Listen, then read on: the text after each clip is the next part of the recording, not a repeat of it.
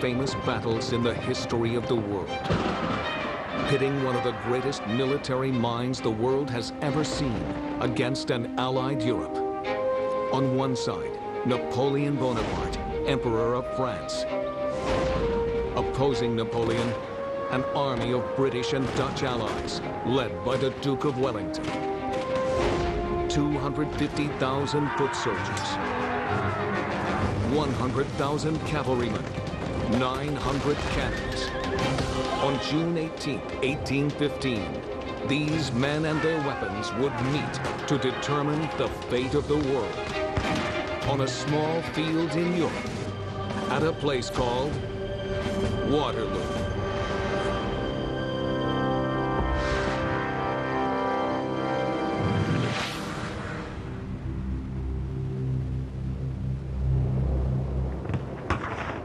June 18, 1815. 4 hours into the Battle of Waterloo, two vast armies are locked in mortal combat. On one side, Napoleon Bonaparte, Emperor of France. Napoleon, as a commander and a strategist, was one of the greatest commanders in history. On the other side, an allied army under the future Duke of Wellington. Wellington was the natural man to lead the united forces of the Allies against Napoleon. At stake, all of Europe. At 4 p.m., 12,000 French horsemen thunder toward the British line in one of the greatest cavalry charges in history.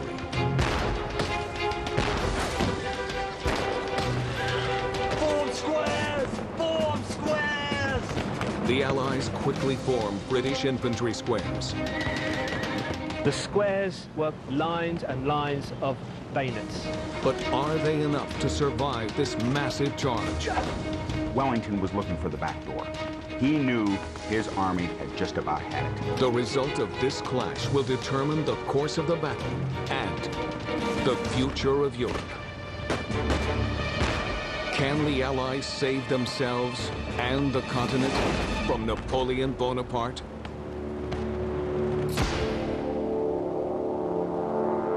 Ten years earlier, in 1805, Napoleon had begun expanding the French Empire, winning battle after battle, marching undefeated until he controlled nearly all of Western Europe.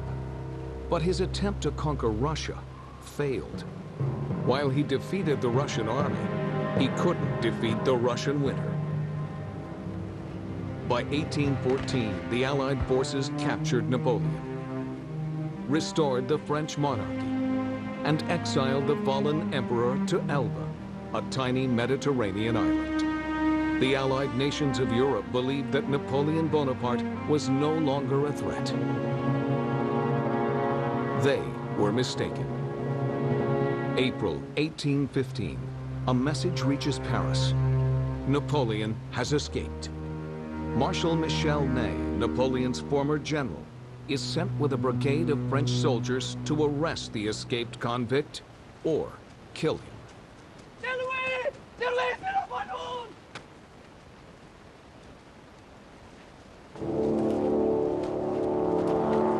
After landing on the French coast, Napoleon marches toward Paris, intending to reconquer all that he has lost.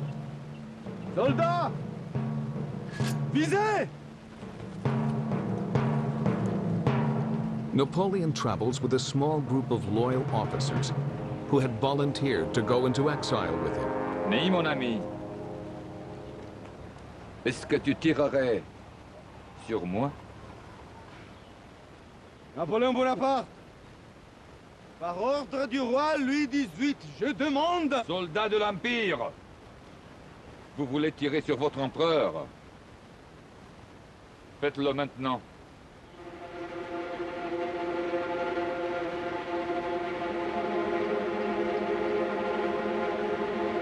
Soldats! Visez!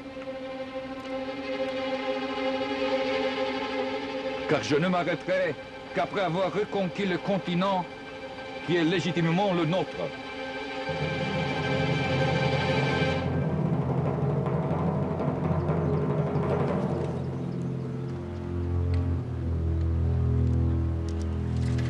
Soldats! votre empereur!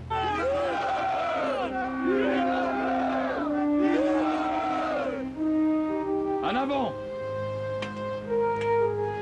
Across France, soldiers sent to arrest Napoleon end up joining their former emperor.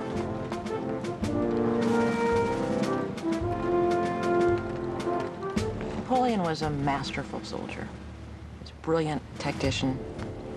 He was also utterly ruthless. Within 3 weeks, Napoleon has returned to Paris and has the allegiance of the entire French army. Europe almost immediately reunites in opposing the recrowned emperor of the French. Britain, Austria,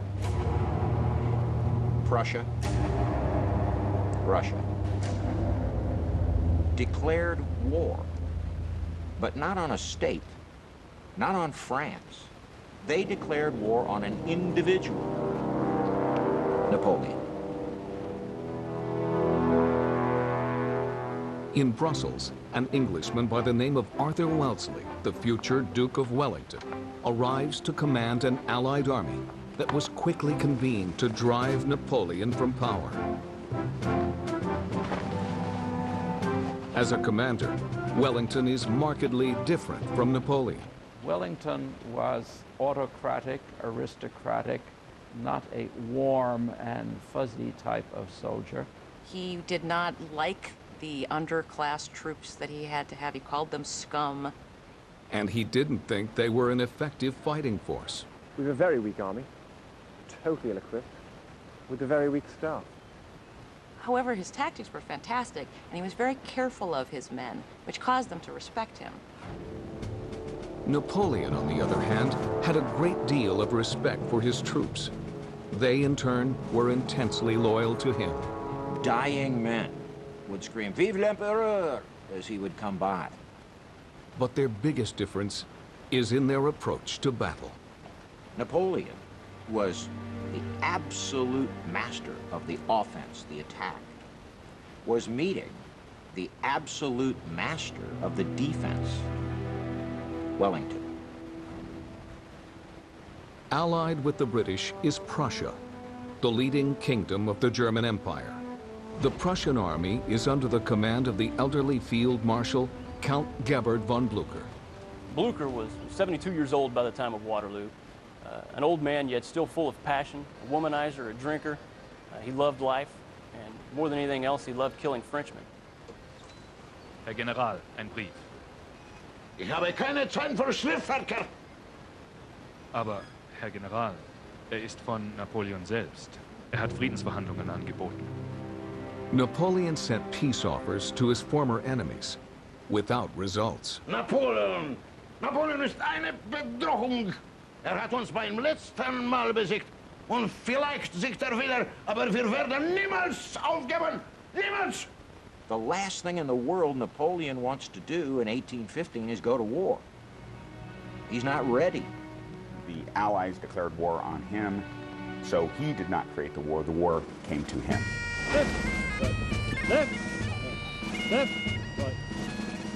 In June 1815, Wellington and Blücher assemble their troops for battle. Blücher, with over 125,000 Prussian troops, is just to the east of Brussels. Wellington, near the Belgian coast, has a force of British and Dutch troops that number a little over 100,000. The two armies prepare to link up and march on to Paris in an overwhelming show of force. Napoleon is backed into a corner. He knows that up in Brussels, he's got Wellington and his armies. The Prussians are nearby. His notion is that the best defense is a quick and decisive offense. Napoleon chose to go on the offensive, to cross the border from France into Belgium and attack. Napoleon moves quickly to ensure that Wellington and Blücher have no time to join forces.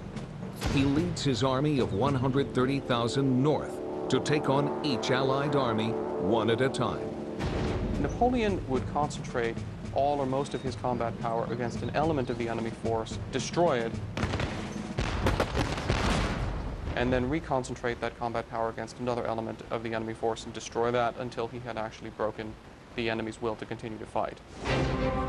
In his first military action since exile, Napoleon's strategy to divide and conquer works like magic. On June 16, 1815, his advanced troops isolate and attack a much smaller Prussian force. The Prussians quickly fall before the larger French force.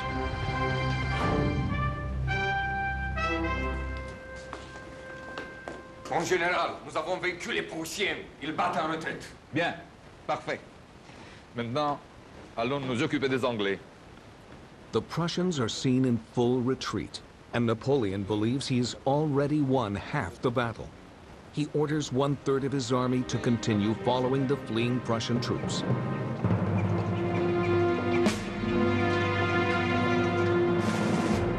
It is the morning of June 18, 1815. Napoleon has brought his newly rebuilt army to the fields of Belgium.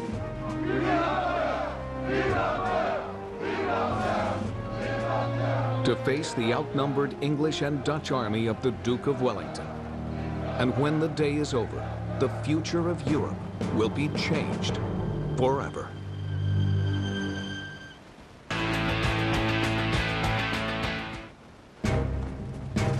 Napoleon's army is on the move. They cross the border toward Brussels and attack the Prussian army, led by Field Marshal Blucher, and force them into retreat. Napoleon is now marching toward the British allies, led by the future Duke of Wellington. Wellington, who was primarily a defensive master, looked at the ground and he said, since Napoleon is on the offensive, where do I want to defend? Wellington chooses a battleground just to the south of a village called Waterloo. The battlefield of Waterloo was basically a wide valley running from west to east. To the north stands the Allied army. Looking directly at them, you have the French army, a massive army. The position that Wellington chose to accept battle from Napoleon was behind a ridge line, and that allowed him protection from direct fire from artillery, from direct observation. His biggest advantage, he picked the battlefield. He knew the ground, and he knew how he would defend it.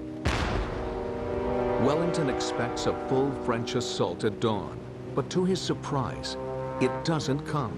He has 30,000 more troops than we do. They're all veterans. And he's a direct line of supply. Yet he does nothing. Il est presque 10 heures. Le sol est si boueux que l'artillerie ne peut pas se déplacer. It had been raining for days. That, of course, limited the mobility of cavalry and the ability of cavalry horses to pull guns into position. So the battlefield favored the defender. In other words, Napoleon had a problem. If Napoleon waits for the ground to dry out, his army may fight more effectively, but it may also give the fleeing Prussians time to circle back and join Wellington. Peut-être devriez-vous donner l'ordre d'attaque? Je donnerai l'ordre quand je jugerai que c'est le bon moment. Jusque-là, nous attendons. Armchair generals have argued for decades about Napoleon's decision to begin the battle late in the day. While some believe the muddy ground was the main issue, not everyone agrees. Napoleon certainly does seem to have grown more weak and lethargic in his later days. He had no real combat experience recently. Some argue that he just lost the edge. But there is evidence of a more compelling reason for the emperor's delay: illness. He had pituitary problems, he had hemorrhoids, he had stomach problems that were not very well diagnosed. He was vomiting throughout the night. And how much sleep he even got is really in question.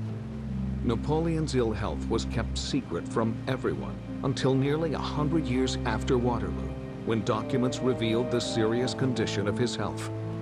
Rather than fighting a battle to save his empire on that morning, Napoleon should probably have been in a hospital. If you want to get an idea what it was like for Napoleon to be on the battlefield of Waterloo, you have to envision that you have had an entire box of laxative. You have then ridden 20 miles and stayed up all night. And now somebody says, you have to command a war game. What condition are you in? With Napoleon refusing to give orders and the sun already high, Marshal Ney begins to take command of the French army on his own. His first order is an assault on the walled chateau called Hougoumont. Wellington's defensive line stood on a ridge at Waterloo. But in front of the line stood two fortified buildings, Hougoumont and La Haye-Sainte. These were key elements in Wellington's defensive strategy against Napoleon.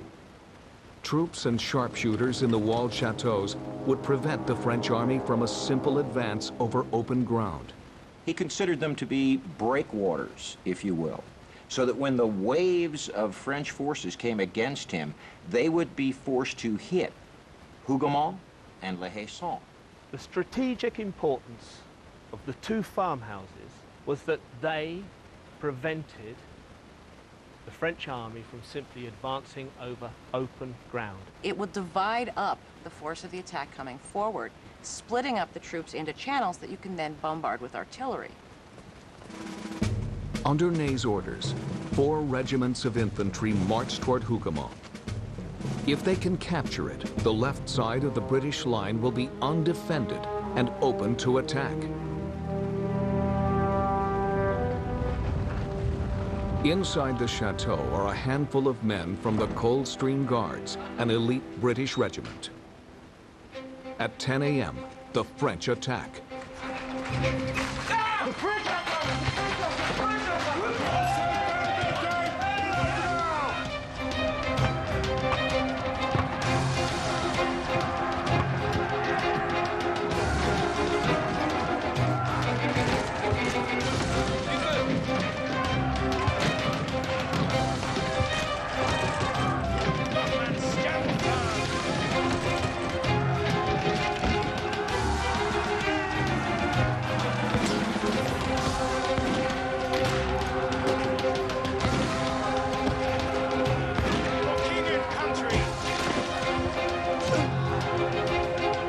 The fighting at Hougoumont is fierce, but by 11:30 that morning, the British repel the first assault and prepare for a siege.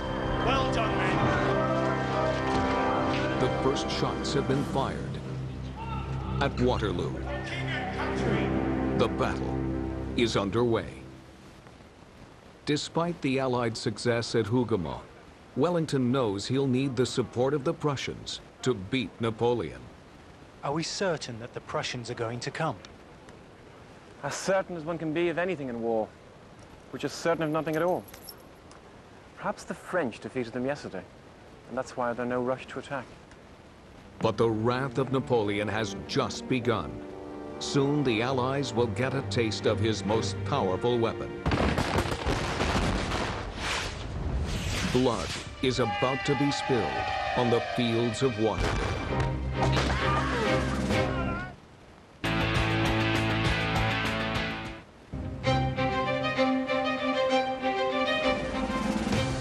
A French attack on the chateau called Hougoumont, ordered by Marshal Ney, has failed.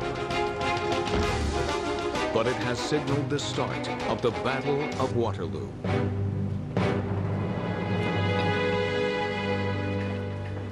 C'est quoi ce coup de feu? Qui les a tirés? Une escarmouche, Votre Altesse. Où ça? Sur notre gauche, le château. Je crois que nous progressons. Ah oui, ça a commencé.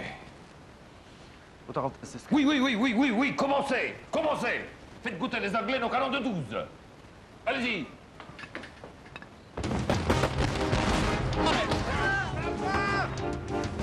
Hold that line, lads. At noon, the French artillery opens up on the British lines. Hold the line, lads! 80 cannons firing 12-pound solid shot rip through the British lines. But Wellington does not allow the British to fire back. He will save his cannon shot for when the French infantry and cavalry approach his lines. The ricochet effect was one of the great things about the solid shot. Even on its third bounce, it was still doing devastating effects. Could still break a leg or an ankle.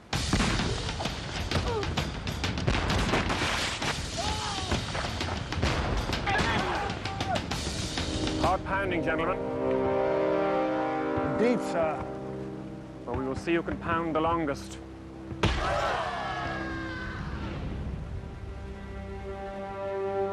20 kilometers away, Blücher and the Prussians are regrouping after being beaten by the French the day before.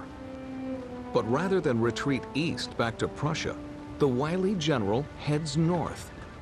Wir müssen mit Wellington in der Verbindung bleiben. Herr General, dies ist es, wie es ist. Wer schreit zum Ton der Kanonen?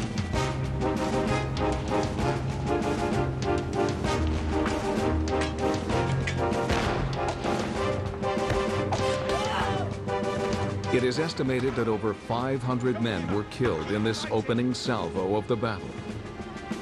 Then, at approximately 1 o'clock, Napoleon's guns stopped. With the British troops reeling from the artillery assault, Napoleon quickly assesses the situation and plans the best way to attack the soldiers on the ridge. Attaque directe au centre. C'est la clé de la victoire.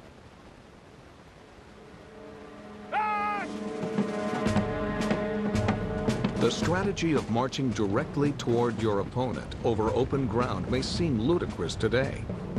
But the firearm technology of the period demanded close-quarter combat. The most commonly used firearm at Waterloo was the musket. A soldier aiming his musket at another man 100 meters away has about a 1 in 30 chance of hitting him. If his target is 50 meters away, his chances improve to 1 in 3. Napoleon's direct thrust up the Allied center is intended to break Wellington's army in half and cause it to collapse. He clearly thought a good, solid assault would break their will to resist and lead them into a rout.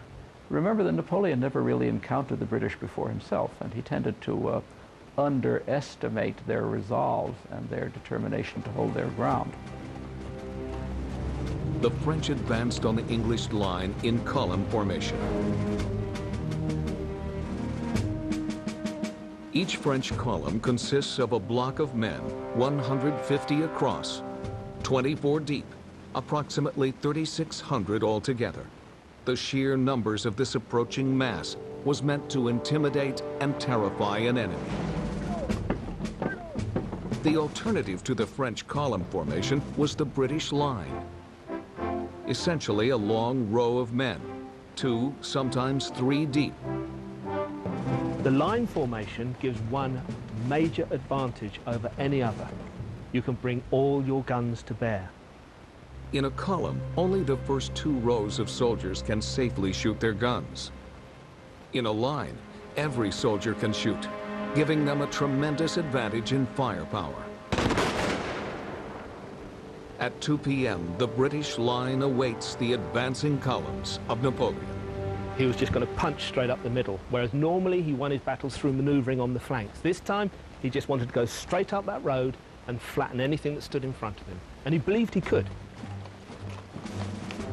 At the top of the ridge, the French column meets the English line, with devastating results.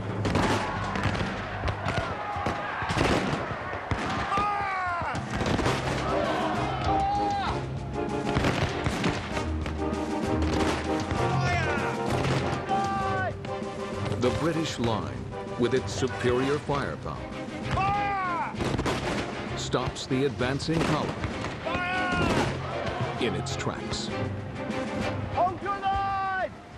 Fire! When you had the right kind of soldier with the right kind of training and the right kind of spirit, the line could hold out against a column, break its charge to the point where it lost its effectiveness. The French troops could not proceed any further.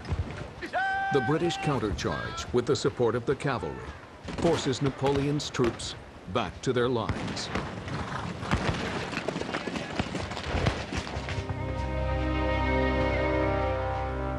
Well, sir, we brought the battle right to Bonaparte. You act as if the battle is over, Uxbridge. Yet all I see is 2 brigades of forces destroyed and thousands of men dead. And our lines exactly where they were this morning.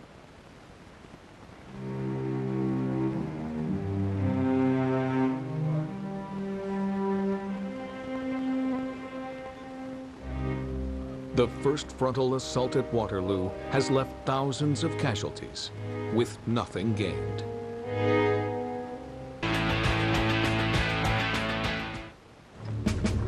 June 18th, 1815. Napoleon Bonaparte now stands poised to once again dominate Europe. His strategy is to take control of the center of the battlefield with a direct attack on the British position at La Haye-Sainte. The most important salient was the one close to Wellington Center, and that was La Haye-Sainte. It was vital that the French had to get this before they could attack the center, which was their first objective of the battle. The walled farmhouse is defended by the King's German Legion. They were Germans who had fled to England when Napoleon conquered their country in 1805. They have a lot to fight for. If Napoleon is defeated, they can return home. Whoever holds the farmhouse will have control over the all-important center of the battlefield. At 3 p.m., Napoleon orders 2 full brigades of infantry, 2,000 men, to take the farmhouse at all costs. Facing the Frenchmen are only 450 riflemen. The outnumbered soldiers do have one big advantage: superior firepower. This unit of the British Army carried rifles, not muskets. The rifled grooves inside the barrel spin the bullet, like a quarterback throwing a football, giving it greater range and superior accuracy. At approximately 3:20 p.m., 7 hours into the Battle of Waterloo, 2,000 French soldiers charged the small fortress. Die Franzosen! Die Franzosen! Die Franzosen kommen! Die Franzosen kommen!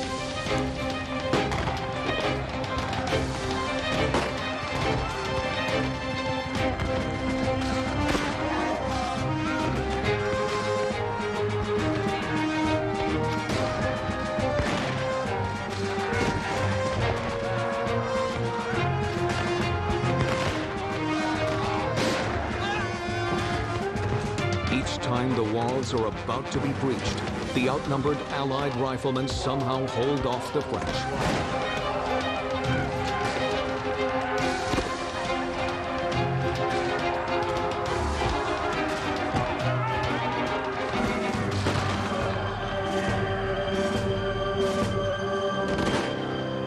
Near 4 p.m., the French sound a retreat. Over 400 of Napoleon's soldiers lay dead. The Allied troops suffered heavy casualties too. But they still held their ground. During the assault on the walled chateau, the French artillery pounded the British front lines. The carnage from cannon fire was so great, Wellington ordered his troops to fall back behind the ridge overlooking the battle. It appeared to Ney that the British were retreating. What they were doing was just seeking some refuge behind the hill. So Ney was convinced that victory was his, destroy the fleeing British, and the day was theirs. Standard operating procedure at the time was, if the enemy's retreating, release your cavalry.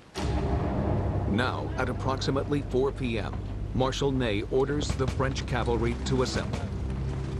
In an incredible display of power, 12,000 French cavalrymen charged the British position.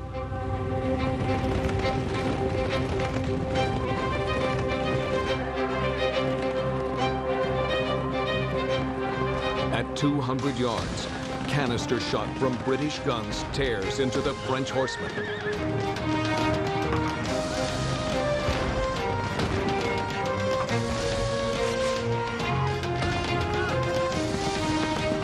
The British infantry is about to face one of the largest cavalry charges in history. But they have a defense in place. The British formed infantry squares, a formation designed specifically to defend against a cavalry attack. At 4 p.m., the squares are put to the ultimate test. The squares were perfect defense against cavalry. Lines and lines of bayonets, hedgerows of bayonets as they're described. An infantry square is based on simple animal psychology. A horse will not run into a row of pointed bayonets.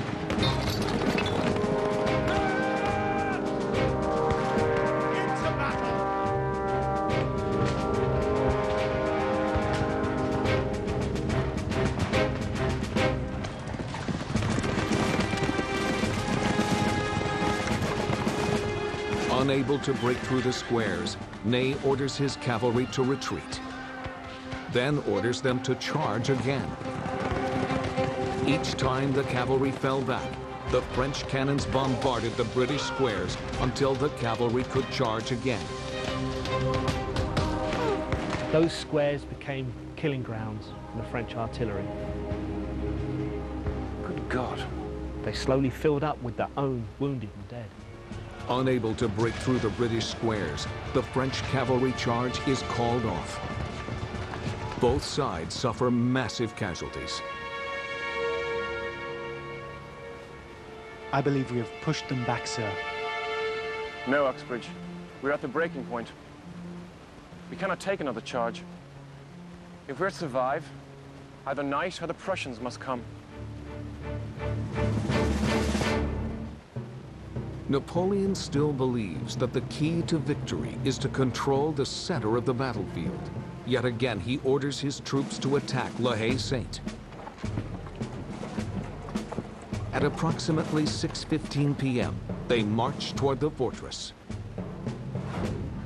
Earlier in the battle, the Allied riflemen had successfully held off the French infantry. But now, they had a problem. They were rapidly running out of ammunition. Wellington knew the importance of holding that. Unfortunately, they found it impossible to resupply them because of their forward position in the Allied lines. If La Haye-Sainte had fallen some 2-3 hours earlier, Wellington would have called it a day and pulled out. Within minutes, over 2,000 French soldiers overwhelmed the Allied stronghold. Defeat comes quickly for Wellington's men. They fought to the last round, until in the early evening, Bering had no choice but to abandon the position by running through the farmhouse and fighting their way through to their own lines on the ridge behind them. Out of the 400 men, 42 got out. That's a 90% casualty rate. But these brave Germans held the center of the battlefield for almost the entire day. This stalled Napoleon's all-out attack on Wellington's main lines on the ridge. But now, the French control La Haye-Sainte. We have lost the farmhouse, Uxbridge, and we are next. Send out riders to find Blucher. Tell him the battle is lost unless he arrives immediately.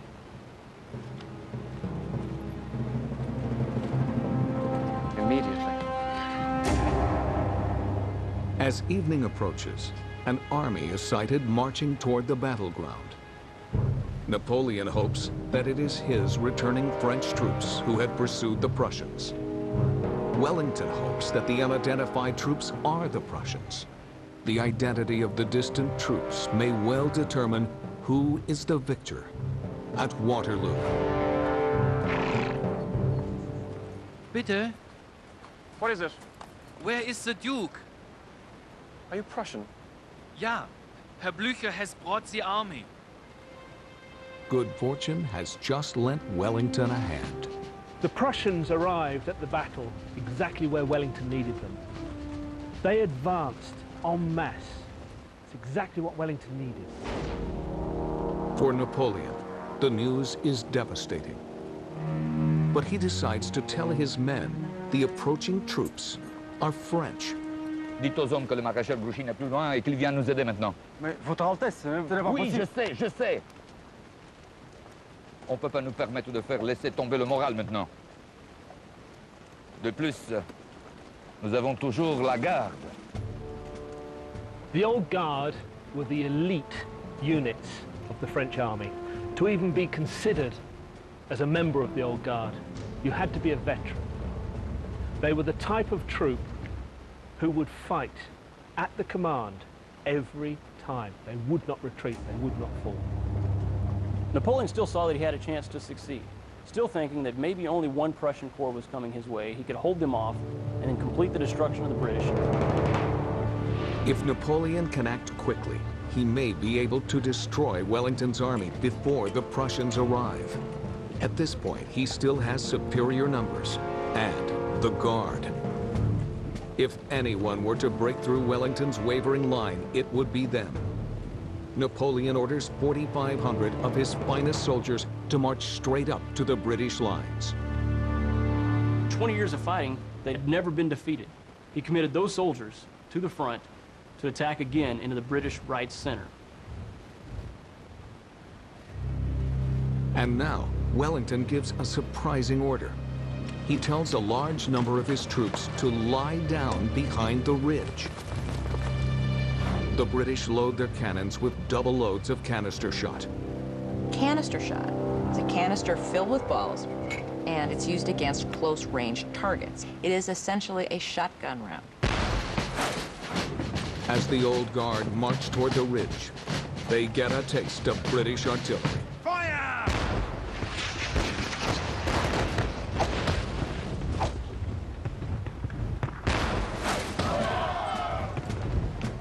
But the Guard does not waver. A column of French infantry stretching over 500 yards approaches the thin line of soldiers on the British ridge. As they near the crest of the hill, the firing begins. The first line of British soldiers is easily defeated. Napoleon thinks he has gained an easy victory, but Wellington is about to pull a surprise that will turn the tide of battle and change the future of a continent.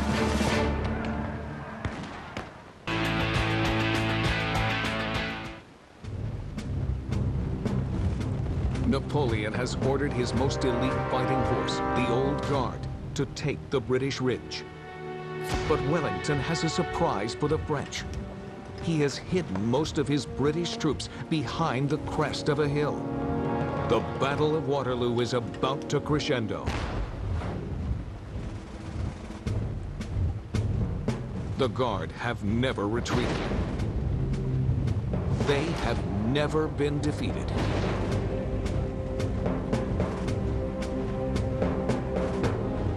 As they approach the British line, the first shots are exchanged.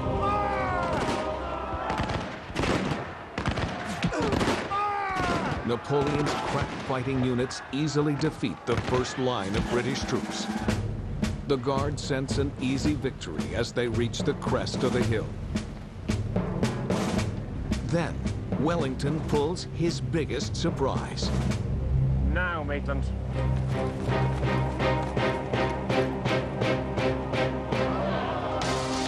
1,400 British infantrymen stand up at once.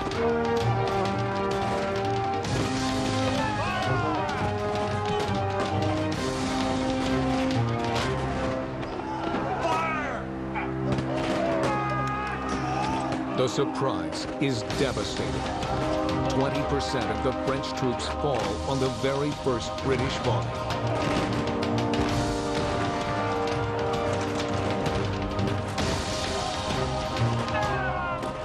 Then at the crucial moment, the command was given by Wellington. With the raising of his hat, he ordered his entire army to advance, bayonets forward. For king and country! Though many of the Guard hold their ground, many others do something they had never done before. They turn and run.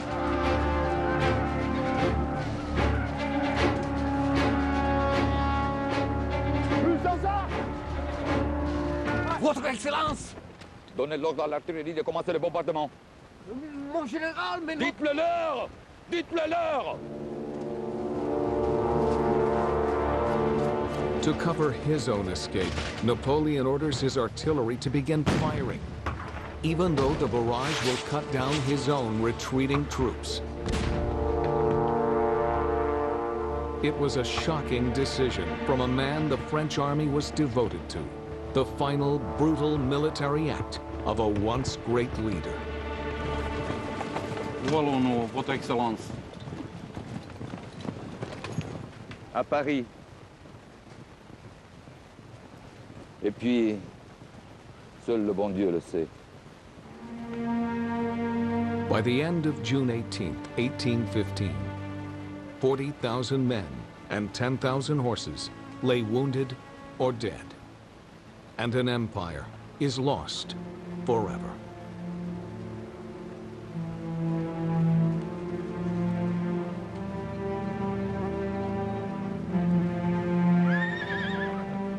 If there is a lesson to be learnt from the Battle of Waterloo, for the commander, it is that you must know and understand your enemy. And don't fight until you're absolutely ready to fight. Marshal Michel Ney was arrested by the newly restored French monarchy.